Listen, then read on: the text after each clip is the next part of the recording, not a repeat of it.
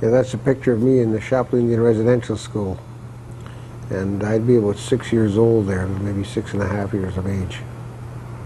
Michael Kakaji and his 5 brothers and sisters were part of a national experiment in Canada, one designed to strip them and tens of thousands of other Native children of their culture, religion, and sense of community.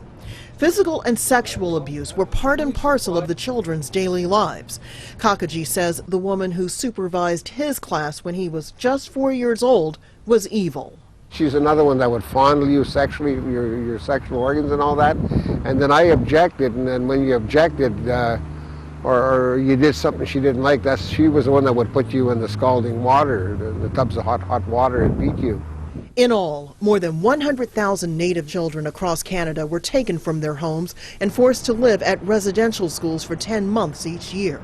The Canadian government's policy was called aggressive assimilation, and the children who did not become white enough faced severe punishment. The Shingwauk Residential School and others like it across Canada closed in the 1970s.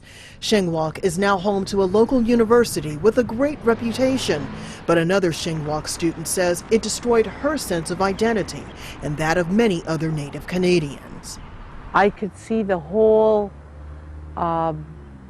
spectrum of leaders of First Nations still heavy into alcohol, still going to meetings and conferences and not accomplishing anything.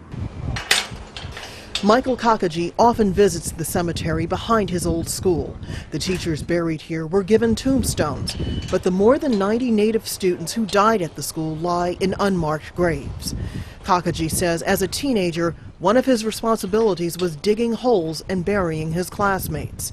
He says the Prime Minister's apology cannot provide comfort for the children who passed away hundreds of kilometers from their families. I don't even want to hear it.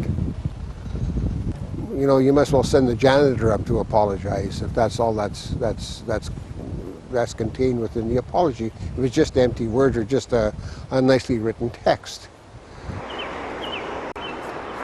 Still, Kakaji will go to Ottawa to hear the government's apology, what he calls the first step in a healing process for a people that might take many generations to complete. Rosalind Jordan, Al Jazeera.